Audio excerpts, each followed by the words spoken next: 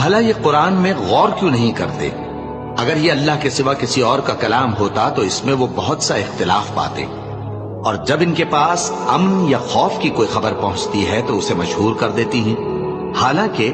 اگر اس کو پیغمبر اور اپنے ذمہ داروں کے پاس پہنچاتے تو تحقیق کرنے والے اس کی تحقیق کر لیتے، اور اگر تم پر اللہ کا فضل اور اس کی مہربانی نہ ہوتی تو چند آدمیوں کے سوا تم سب شیطان کے پیرو ہو جاتے۔